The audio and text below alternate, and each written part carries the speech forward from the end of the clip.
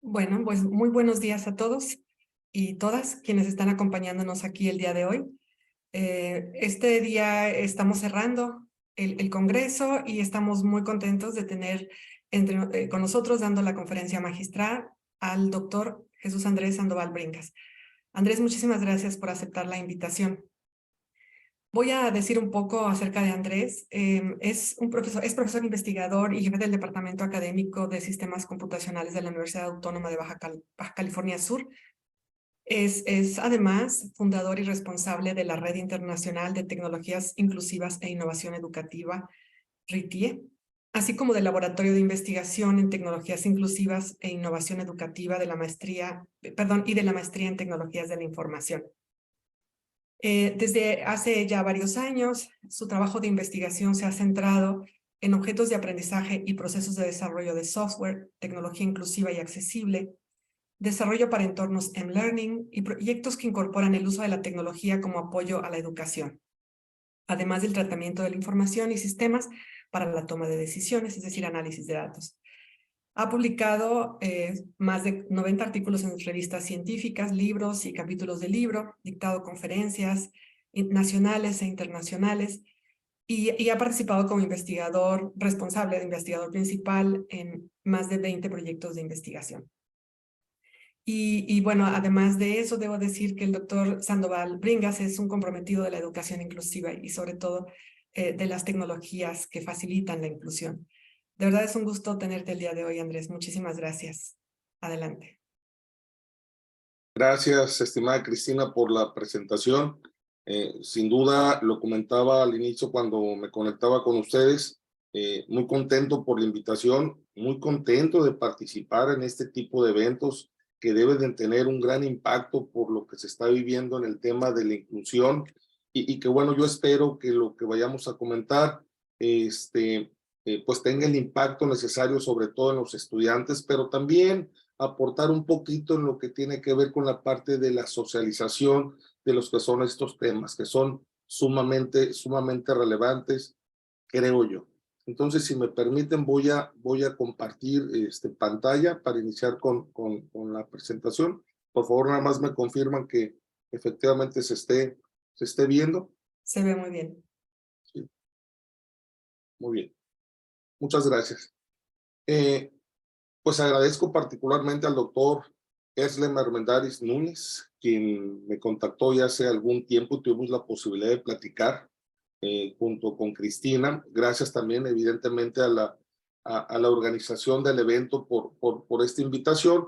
Y bueno, ya Cristina habló un poco de un servidor. No es algo que precisamente a veces nos guste mucho a los expositores, pero bueno, el protocolo dice que hay que hablar un poquito de lo que es quien va a presentar. Efectivamente, yo quiero resaltar esta parte de lo que hemos estado haciendo en esta red internacional de tecnologías inclusivas y educativas, y que es una red que ha contribuido precisamente en estos procesos de desarrollo tecnológico para personas con discapacidad o alguna condición.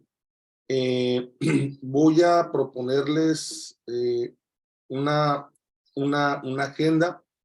Vamos a hablar un poquito de introducción, es necesario un poquito la parte de la contextualización, un poquito de políticas internacionales y nacionales, el tema de discapacidad, el COVID-19, aunque pareciera que afortunadamente esto ya se va, me parece que nos ha dejado una dura enseñanza y en ese sentido cómo tendremos que ir avanzando, no solamente en la parte de la educación, sino también en la parte de la educación inclusiva, cuáles son los retos y quiero platicarles también un poquito de lo que son los avances tecnológicos. ¿Alguien levantó la mano? No, las preguntas son al último, Andrés. Muchas gracias. Ya, ok, gracias. Muy bien, entonces yo quiero empezar recordando que la educación inclusiva, como bien saben ustedes, no solo se ha convertido en un tema prioritario en diferentes países, es decir, de manera internacional, sino además está enmarcado en las políticas y estándares en muchos de los países, que quizás sea letra muerta en otros tantos, bueno, pues a lo mejor no es el espacio para discutir este tema. Lo que sí es una realidad, particularmente en México y América Latina, es que estas famosas políticas públicas en educación, pues deben urgentemente no solo adaptarse, sino también aplicarse a grupos tradicionalmente excluidos. Una de estas políticas y lineamientos, como bien saben, es en esta vitoreada Agenda 2030 de la ONU, de la Organización de las Naciones Unidas, así como en la Convención sobre los Derechos de las Personas con Discapacidad, que también está enmarcada en esta organización. De hecho, en la Agenda 2030 para el Desarrollo Sostenible, pues establece claramente que la discapacidad no puede ser un motivo ni criterio para privar a las personas de acceso a programas de desarrollo y el ejercicio de derechos humanos. El marco de los objetivos de desarrollo sostenible contiene 7 metas, creo que esto ustedes también ya lo han leído, solamente lo remarco, que refieren en forma explícita a las personas con discapacidad y otras 6 relativas específicamente a las personas en situaciones vulnerables, entre ellas las personas con discapacidad. Hay que recordar que cuando hablamos de inclusión, este tema no únicamente se circunscribe a las personas con discapacidad o alguna condición, sino también habla de la parte de las personas que están en estado vulnerables, la parte de equidad, la parte de género, pero bueno, el área que maneja un servidor y que maneja la red se circunscribe únicamente a esta parte de personas con discapacidad o alguna otra condición.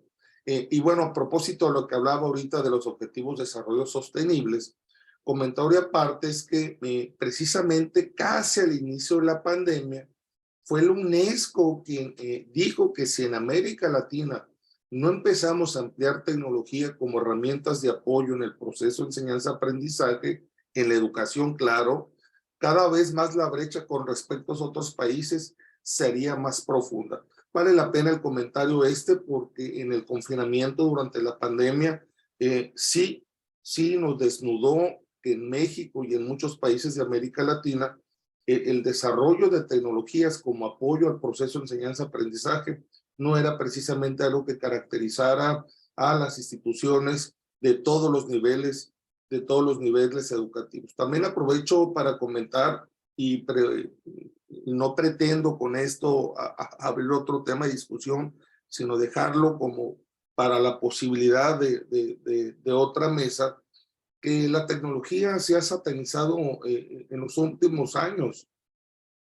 Incluso se ha dicho, y que a lo mejor es así, que es el elemento número 1 de obesidad infantil, es de algunos trastornos emocionales que ha causado sobre todo los niños, y bueno, en fin, otro tipo de problemas.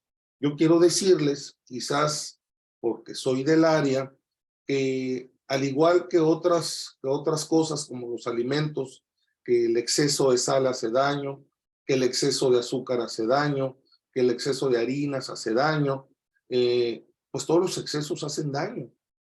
El uso indebido de la tecnología, y no me refiero precisamente a cuestiones maliciosas que también las hay, pues también hacen daño. Es decir, si la tecnología se utiliza, se dosifica en tiempos, no debe de ser mala.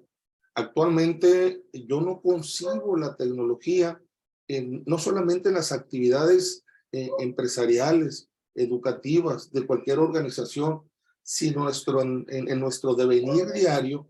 Yo la verdad en este momento que estamos viviendo en el mundo socialmente, no concibo la falta de uso de estas tecnologías. Yo soy un convencido que a los niños que están en edad de primaria, de estar cursando primaria, se les quite la tecnología por una cuestión muy elemental. Nacieron en una época donde la tecnología es un elemento fundamental para las actividades diarias, como lo he dicho, pero bueno, Ese es un tema aparte que tendremos que discutir en otra ocasión, pero vale la pena comentarlo porque a partir del 2020 ustedes se dieron cuenta de la falta de herramientas tecnológicas en cuestiones didácticas pedagógicas, particularmente, y aquí sí quiero remarcar esto, para personas con alguna discapacidad, ¿no? Y bueno, aunque ustedes, estoy yo seguro de lo que han hablado en diferentes ocasiones, el tema de la discapacidad, si escuchan por ahí algún ruido es de algunos vecinos, ¿no? Así que me disculpo por mis perritos, estoy en casa, yo espero que ahorita tengan control de ellos. Bueno, perdón. Recordemos que la UNESCO define la educación inclusiva como el proceso de identificar y responder a la diversidad de las necesidades de todos los estudiantes a través de la mayor participación en el aprendizaje, con esto reduciendo la exclusión, desde luego en la educación. Claro, esto involucra cambios y modificaciones en contenidos y en estrategias, con una visión común que incluye en todos los niños y las niñas y jóvenes con posibilidad de estudiar, ¿no? Y la convicción, por supuesto, de que es responsabilidad de los sistemas educativos de cada país educar a todos y a todas, ¿no?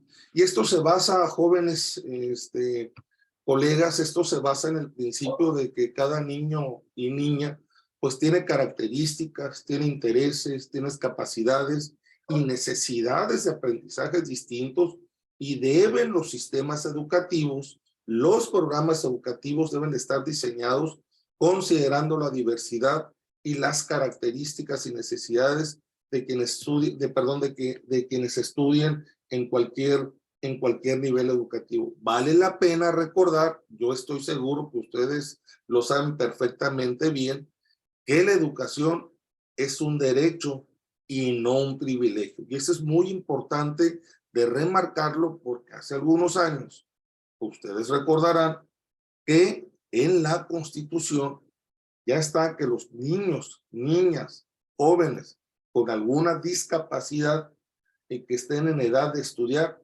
tienen que asistir a escuelas regulares. Y ojo, ese también es un tema para discutir en otra ocasión, porque yo le he dicho, no en este foro, en diferentes foros, de que quizás no haya sido la mejor decisión de incorporar a los niños con alguna discapacidad a las escuelas regulares. Lo mencionaré un poquito más adelante, y que también es tema de análisis y discusión para otra ocasión. Fíjense, les quiero compartir datos muy reveladores y que seguro también ustedes ya lo conocen, porque fueron un tema durante la pandemia, incluso al inicio de la pospandemia, y que son los millones de estudiantes que fueron afectados mundialmente. La UNESCO reveló que fue alrededor del 90% de la población estudiantil, es decir, estamos hablando de alrededor de 1.500 millones de estudiantes, y si consideramos que en el 2022 en el mundo había alrededor de 1.000 millones de personas que sufren algún tipo de discapacidad, y la prevalencia de la discapacidad lamentablemente es mayor en los países en desarrollo. Y esto también es un tema que lamentablemente se da en los cordones de pobreza en los diferentes países, y que también hay que decirlo, no hay que tenerle miedo. La discapacidad lamentablemente, en lugar de bajar estos índices, lamentablemente seguirán creciendo. En México, fíjense, en el último censo de población y vivienda en el 2020, en México hay alrededor de 6.200.000 personas con algún tipo de discapacidad. Esto representa casi el 5% del total de la población del país, y casi el 54% son mujeres y 47% son hombres. Y esto lo enmarco nada más como un dato, porque también cuando hablamos de estos temas y de diferentes temas, cuando estamos hablando de proyectos, cuando estamos hablando de investigaciones, cuando estamos hablando de aplicaciones, la parte de la contextualización no solamente es para enterar, sino también para justificar las investigaciones, los proyectos y, por supuesto, también hay que decirlo, la solicitud de recursos para poder desarrollar este tipo de actividades que yo les estoy comentando. Ustedes podrán ver en pantalla algunos datos que tienen que ver con estadísticas recientes en cuanto a cuestiones de discapacidad. Si en México consideramos en estas estadísticas el porcentaje con alguna discapacidad en edad de estudiar, como los que ven ustedes en pantalla, pues sin duda con la pandemia hablar de educación a las personas con discapacidad, desde luego que fue un tema intratable para ellos. Y aquí sí vale la pena recordar, yo creo que lo vivimos en muchas instituciones del mundo, particularmente en México, este tema de que todas las universidades tuvimos que echar mano de lo que teníamos al alcance en ese momento, en muchas de las universidades públicas, particularmente lo que fuera gratuito, para poder continuar en clases, pues ustedes recordarán que fue un tema, la verdad, muy sensible, muy penoso en muchos de los casos, no solamente por las muertes que ocasionó el COVID, sino también las consecuencias que a la fecha se siguen o seguimos padeciendo, pero particularmente yo solamente quiero mencionar lo que pasó en aquel entonces, ¿no? Que fue que hubo muchas familias que por los motivos que ustedes ya conocen, pues quedaron sin empleo.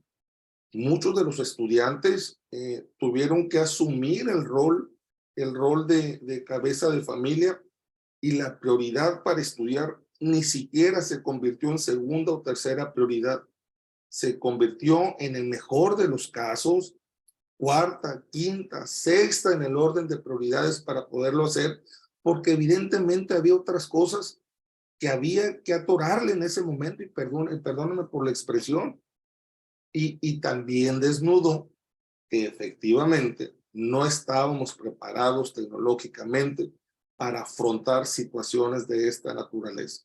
Claro, jamás nos imaginamos pasar por cosas que pasamos, pero una parte importante que habrá que resaltar es que si ya era necesario el empezar a utilizar tecnología para los diferentes procesos, enseñanza-aprendizaje, la pandemia nos vino a decir: México, te estás quedando a la saga porque no estás innovando en cuestiones educativas.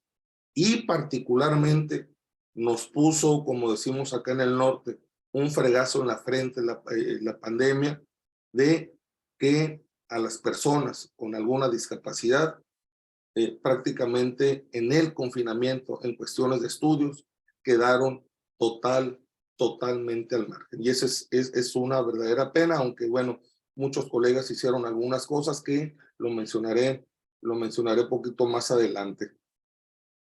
Fíjense nada más, si antes de la pandemia los estudiantes en estado vulnerable y personas con alguna discapacidad ya estaban en franca desventaja, pues imagínense cuando fue en el confinamiento, ¿no? Cuando los comentaba hace un momento con las clases virtuales y a distancia, las herramientas en ese momento no tenían las condiciones adecuadas, no estaban preparadas para personas con alguna discapacidad, particularmente las que mayor índice tienen, ¿no? Como son la ceguera, como son los sordos, que particularmente en ese sentido no hubo forma de cómo afrontar. Lamentablemente estos estudiantes con esta discapacidad se encuentran entre los que afrontaron y afrontan lamentablemente los mayores obstáculos. Otro dato relevante antes del COVID, y esto vale la pena también comentarlo, viene al caso por lo que hemos venido comentando. Antes del COVID, casi el 50% de los países en desarrollo utilizaban Internet en comparación con el casi 90% de los países desarrollados. Es decir, si ya durante el confinamiento era un problema la parte económica pues la parte de infraestructura para poder llevar a cabo las clases en los diferentes rincones del mundo, pues bueno, esto desnuda también este problema de infraestructura que se tienen en muchos de los países. Y un tema que obligado a comentar, pues tiene que ser con la parte de la brecha digital, ¿no? Y esto que comentaba anteriormente, precisamente el Internet, sin considerar precisamente este tema donde la brecha digital se estaba abriendo más y que durante el confinamiento, lamentablemente, se abrió aún más por una cuestión elemental, la cuestión económica. Aunque muchas universidades, muchas instituciones de investigación estamos aportando nuestro granito de arena, la carrera en la brecha digital la estamos perdiendo día a día, a pesar de que día a día hay más tecnología, se sigue desarrollando tecnología de bajo costo. Esto no quiere decir que sea tecnología de mala calidad, al contrario, lo que se está haciendo es que esta tecnología llegue a las personas en estado vulnerable, en estado de pobreza, porque un elemento fundamental actualmente es la aplicación de la tecnología en la educación y la aplicación de la tecnología para las personas con alguna discapacidad.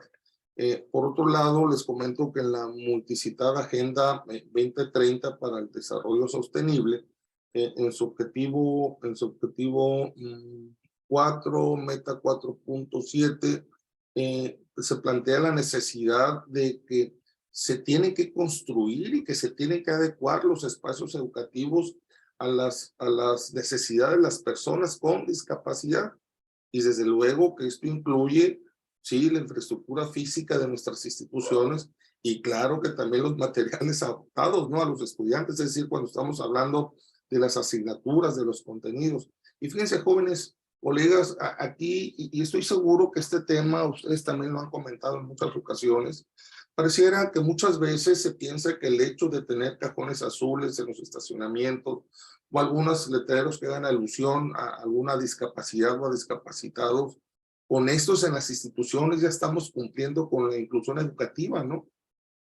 Nada, pero absolutamente nada más lejos de que esto sea inclusión.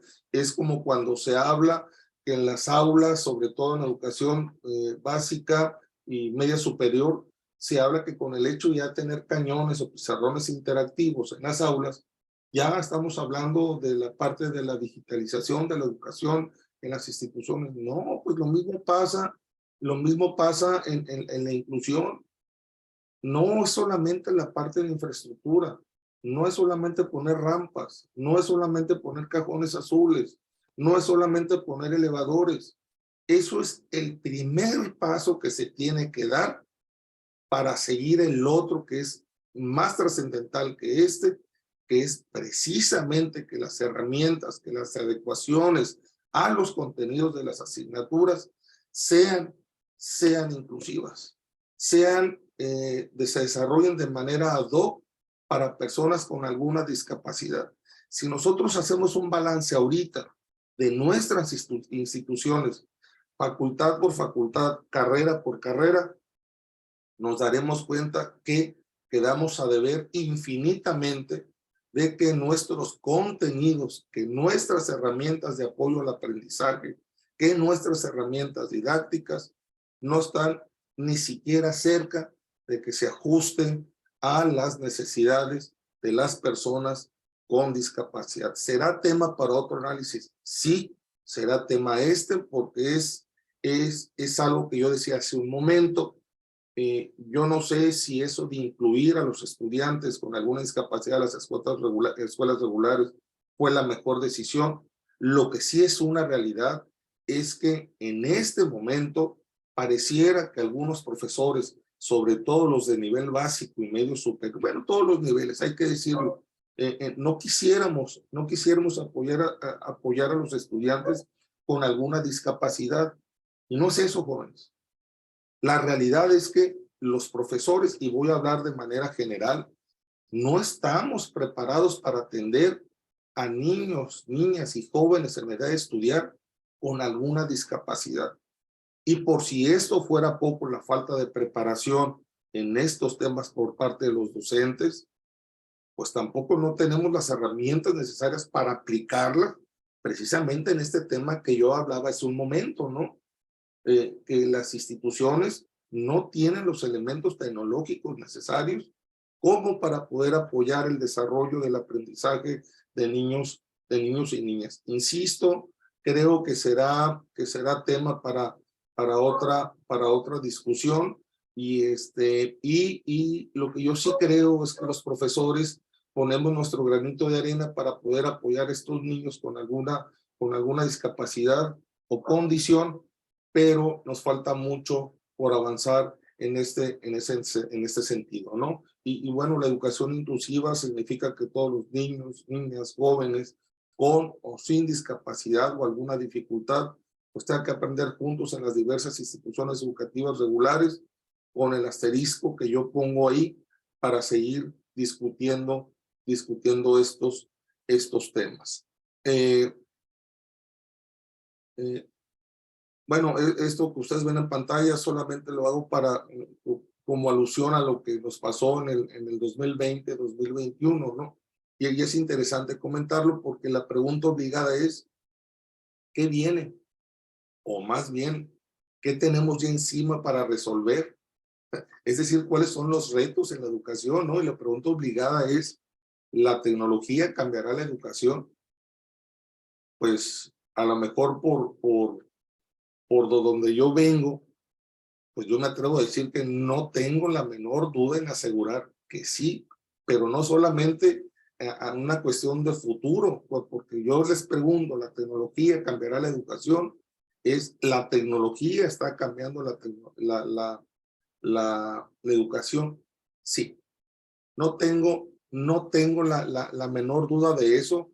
Y bueno, claro que esto se tiene que dar sí y solamente si la tecnología aplicada como apoyo en herramientas en los diferentes procesos de enseñanza-aprendizaje en cualquier nivel educativo se enfoca considerando el lado humano y particularmente considerando la inclusión. Y por supuesto, el gran reto que nos ha dejado el confinamiento, además de los problemas económicos y sociales, que dicho sea de paso, inciden por supuesto en la educación, pues es precisamente lo que se relaciona con los nuevos modelos de enseñanza-aprendizaje. Claro, algunos ya no son tan nuevos, ¿no? Recuerden ustedes cuáles son este proceso de enseñanza-aprendizaje, estos modelos de enseñanza-aprendizaje que utilizamos durante el confinamiento, y que se siguen utilizando precisamente porque la tecnología ya está jugando un papel preponderante en la educación. Sin embargo, seguimos estando muy limitados, y quiero recalcar también esto, que a pesar de que estamos utilizando tecnología, un segmento que sigue quedando de lado hasta cierto punto es las personas con alguna discapacidad. Seguramente allá con ustedes, bueno, en la mayoría de las instituciones en México, como también en la gran mayoría del resto de las instituciones del mundo, pues una de las estrategias que yo comentaba hace un momento, pues fue para el uso, ¿no?, del regreso paulatino a la nueva normalidad, pues fue el modelo que más aplicamos, fue el modelo híbrido, ya conocido por muchos de ustedes y que yo estoy seguro que se sigue aplicando en este momento, ¿no? Este modelo sin duda no solo llegó para aplicarse en todos los programas educativos de manera de manera presencial, pero que sin duda se tendrán que ir adecuando estos modelos a los nuevos tiempos, y los retos desde luego son los que ya estamos aplicando. Y estos retos me refiero no solamente a la parte del modelo, sino cómo hacer y cómo integrar a estos modelos a las personas con alguna discapacidad.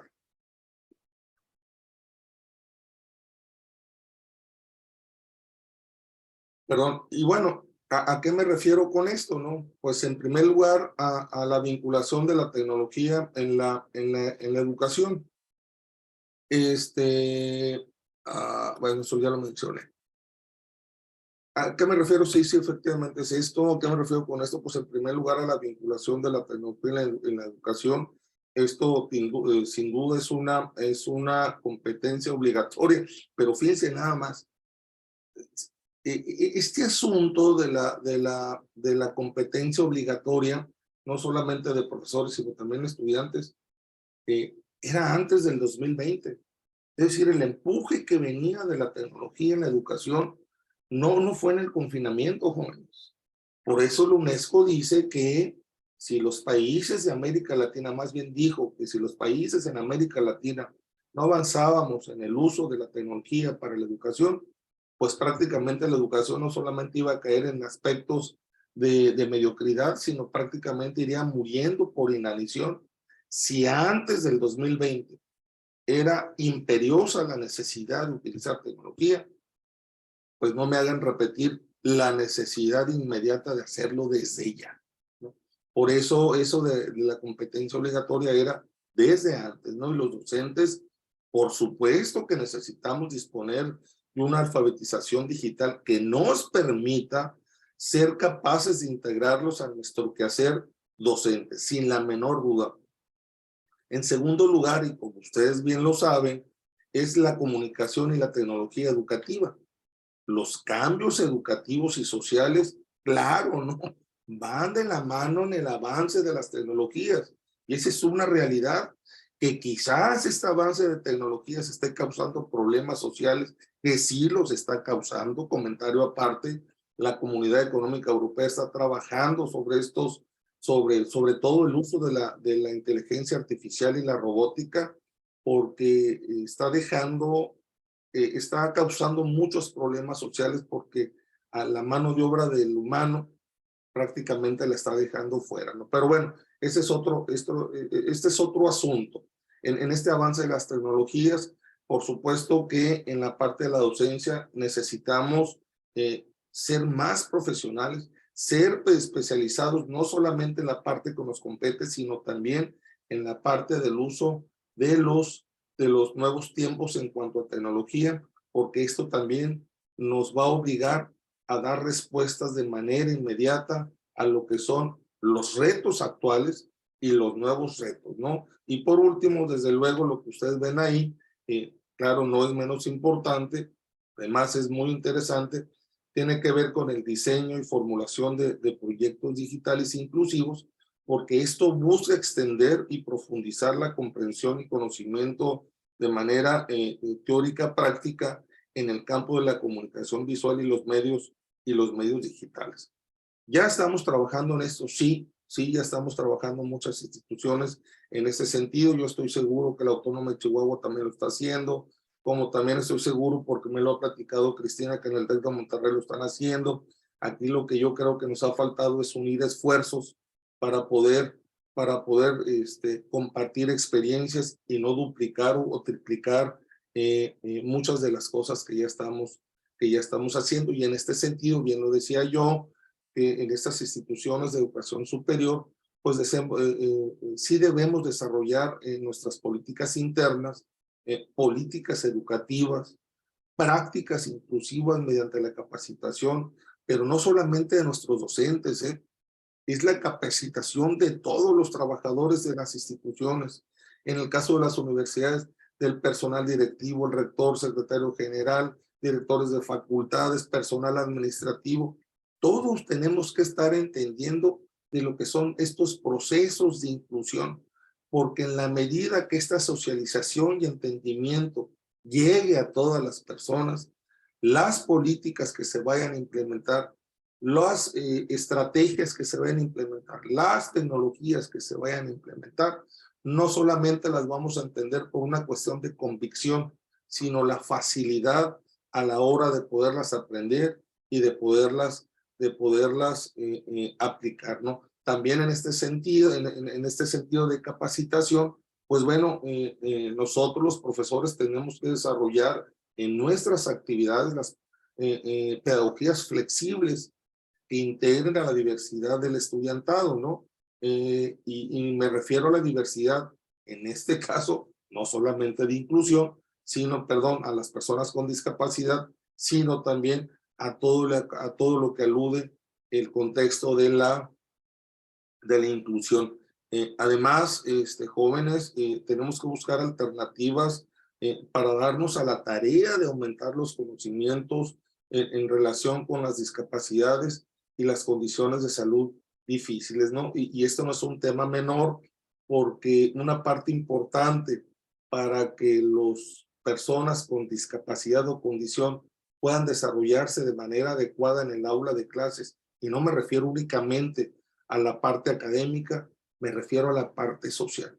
Los compañeros de clases de los muchachos y muchachas con alguna discapacidad es que lo entiendan sus compañeros de clases, porque ustedes aportan una parte muy, muy importante para el desarrollo social de estos muchachos, ¿no? Y en algo sí te quiero ser muy, muy enfático, es que la educación, y lo repito, ¿no? Y lo voy a poner con negritas y cursivas y entre comillas, como ustedes quieran, pero sí vale la pena volverlo a recalcar, es que la educación inclusiva no solo se circunscribe a la infraestructura física.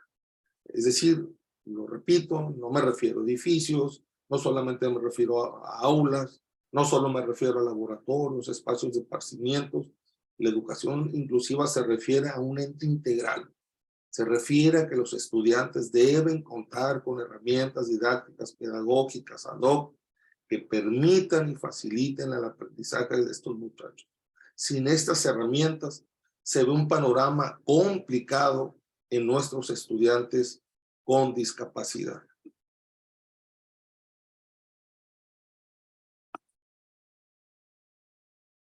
Les quiero platicar un poquito de lo que hacemos en RITIE. Aquí me faltaron un poquito más de logos de universidades, no, me faltaron muchísimas más. Dice que RITIE, que ya lo decía bien Cristina, la preside un servidor, dice que es una red de colegas de diferentes países, no solamente de México, sino también del extranjero, a la que, por cierto, aprovecho la ocasión para hacer una atenta invitación para que la Universidad Autónoma de Chihuahua forme parte de la red. Y bueno, a propósito de esta red, pues lo que hacemos aquí es investigar y desarrollar tecnología inclusiva, anteponiendo como política y filosofía que el principal objetivo del uso precisamente de esas tecnologías en la educación de los estudiantes con discapacidad es promover la igualdad dentro de las oportunidades educativas. Y fíjense, nosotros tenemos mucho en consideración que el uso de las tecnologías, y eso es una convicción, y por eso me gusta mucho presumir a la red, me gusta mucho presumir a mis colegas, porque el uso de estas tecnologías no es el objetivo final, es un medio de apoyo a las oportunidades individuales de aprendizaje.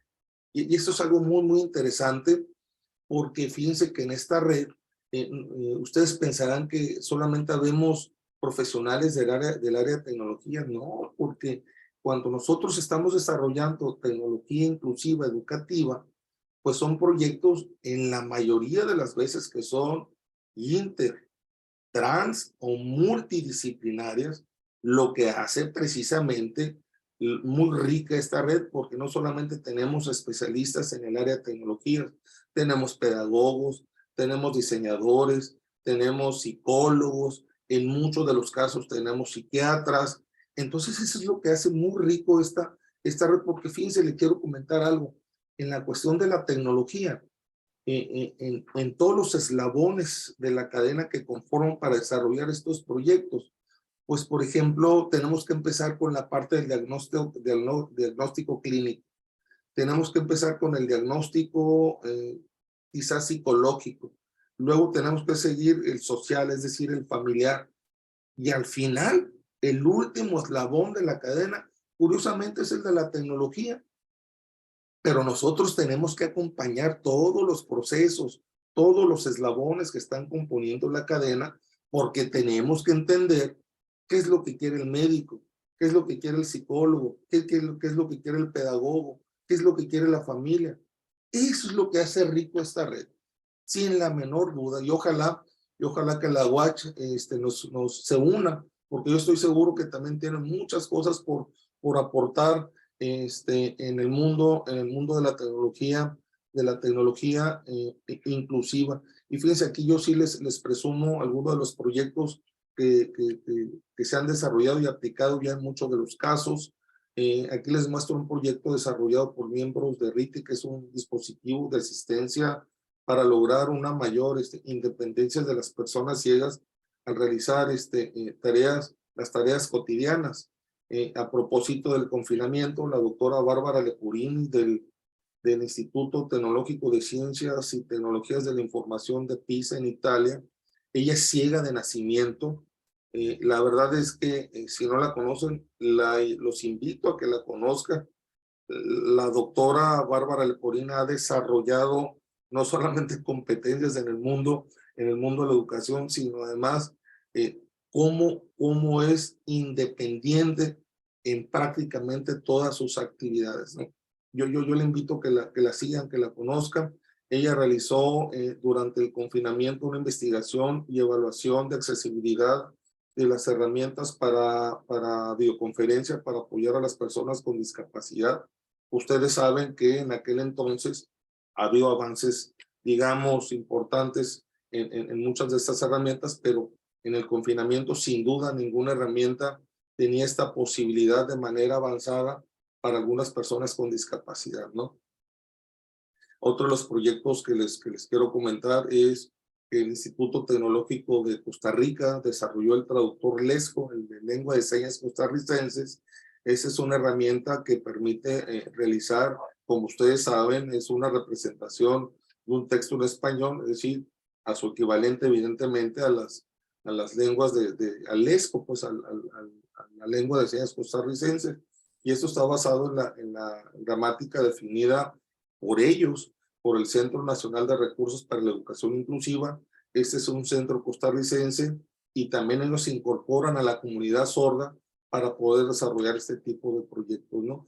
Este avatar que ustedes ven es el que hace las expresiones faciales, evidentemente mejorando la forma de entender y percibir las señas. Está muy interesante esto y fíjense que ellos han aportado mucho y quiero comentar algo, lo saben, pero lo quiero repetir. Para desarrollar proyectos inclusivos, tiene que ser con las personas que sufren la discapacidad, ¿no? No es lo mismo que una persona que no es ciega desarrolle, se hagan las pruebas con ellos porque conoce el mundo, conoce el contexto de su alrededor. Por eso no se puede hacer pruebas con personas que no tengan la discapacidad. Y ojo, hay proyectos para personas, voy a poner de ejemplo a las personas ciegas, hay proyectos para personas que son ciegas de nacimiento y hay personas que son ciegas que lo adquirieron en algún momento de la vida, ¿no? ¿Y por qué pongo de ejemplo los ciegos? Porque ¿cuál es el lenguaje materno de las personas que nacieron ciegas? Pues el braille, ¿no? Una persona, al menos que sea analfabeta, pero aún así conoce el contexto del mundo, pues evidentemente no es el braille, ¿no? También los colegas del Instituto Tecnológico de Costa Rica desarrollaron editor de matemáticas superiores desarrollado por ciegos.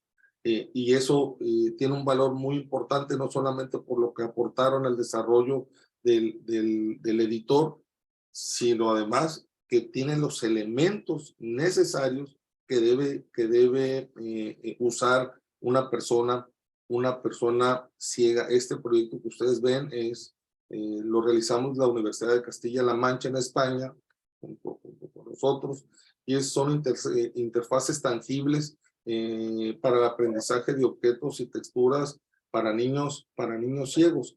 Este proyecto, fíjense, ya lo están utilizando, no sé si ya lo están utilizando, pero lo trabajamos para que lo tuviera la universidad, la Escuela Normal Urbana de Veracruz, que dicho sea de paso, es la escuela formadora de docentes más grande del país. Fíjense, este proyecto que ven aquí, a mí me encanta presumirlo porque muchas veces se piensa que si no tenemos los millones de pesos, de dólares, de euros, de libras esterlinas, no podemos hacer nada. Y esto a mí me gusta, me encanta este proyecto, porque este es un proyecto muy sencillo en cuanto al uso de materiales, pero muy valioso en su impacto. Este proyecto lo desarrollamos junto con la Universidad Tecnológica de Ontario en Canadá, y si se dan cuenta ustedes, son a través de figuras de Fomex y cartones que están conectadas a una interfaz, y esto es para enseñar programación a niños ciegos. Y ahorita les voy a enseñar otro proyecto que, por cierto, lo vamos a presentar el día de mañana en una startup, que a veces en los startups este tipo de proyectos nos gustan mucho, ¿no? Por cuestiones que no quiero comentar porque hasta me da pena, pero la sencillez de los proyectos no quiere decir que no sean efectivos, ¿eh?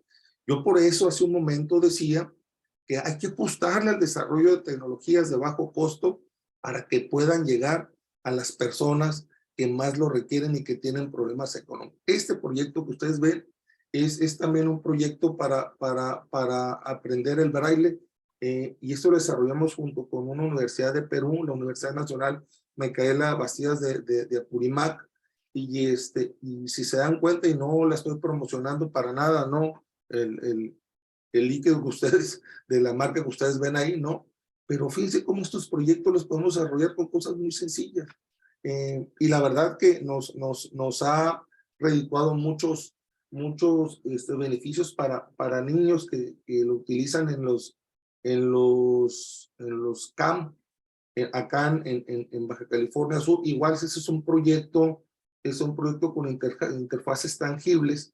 Este proyecto, fíjense, para nosotros también fue muy importante desarrollar estos tipos de proyectos, porque como ustedes saben, y hasta la fecha nosotros no hemos encontrado ningún proyecto que te permita leer y que te permita al mismo tiempo también escribir en braille. Y este proyecto que ustedes están viendo en pantalla, nosotros lo desarrollamos precisamente para que los niños aprendan y lean el braille en un mismo dispositivo, claro, en procesos diferentes, ¿no? Y esto que ven ustedes aquí es un lector de código. Estos zombies que están aquí con las letras braille, los niños lo pasan por la muesca y lee el dispositivo que le traes, ¿no? Y la verdad que el proyecto también está muy sencillo, ya lo probamos, ustedes lo pueden ver aquí cómo los niños lo están probando, y además ese proyecto también sirve para personas, para niños, perdón, que sufren de, ay Dios mío, se me fue la palabra y lo utilizo todos los días. El alemán llegó en el momento menos oportuno. Bueno, se me olvidó, se los debo, pero está muy fregón. Eso es lo importante, que estaba muy fregón. Bueno, un guante robotizado igual para enseñar el lengua de señas mexicanos, que también lo estamos desarrollando acá en Baja California Sur. Y no, ya no lo puse porque lo acabamos de liberar. Se los comparto rápidamente porque ya estoy sobre el tiempo, si no es que ya me pasé. Fíjense, nosotros desarrollamos una plataforma de seguimiento a las personas, a los estudiantes con discapacidad o condición. En esta plataforma nosotros recogemos la información académica del estudiante en las instituciones.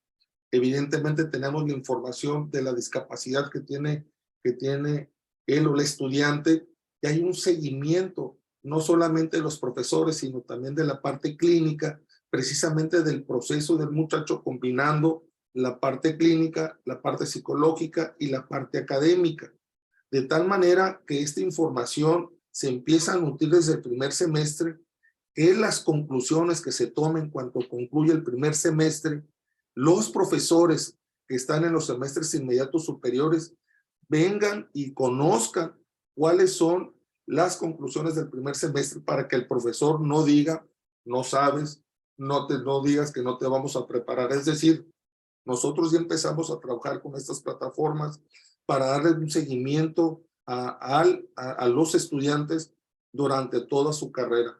Esto también lo queremos llevar desde el nivel básico para darle un seguimiento a los muchachos con alguna discapacidad hasta que lleguen al a nivel superior. Ojalá me den la oportunidad en otra ocasión de mostrárselos para que vean lo valioso de la herramienta y que no tengo la menor duda que nosotros se los podemos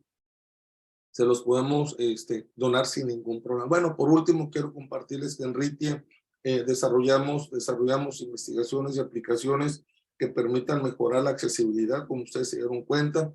También tratamos de garantizar que las condiciones de aprendizaje, también tratamos de fomentar el cambio de políticas hacia la inclusión de estudiantes con discapacidad en el contexto de la educación a través de estas prácticas modernas de inclusión, capacitación y trabajo colaborativo. Y yo me encantan también esta diapositiva a propósito de lo que vimos en el confinamiento, lo que nos dejó Darwin, ¿no? Yo rescato esta parte de él que dice, no es el más fuerte ni el más inteligente el que sobrevive, sino aquel que más se adapta a los cambios. Muchísimas gracias por su atención y quedo a sus órdenes.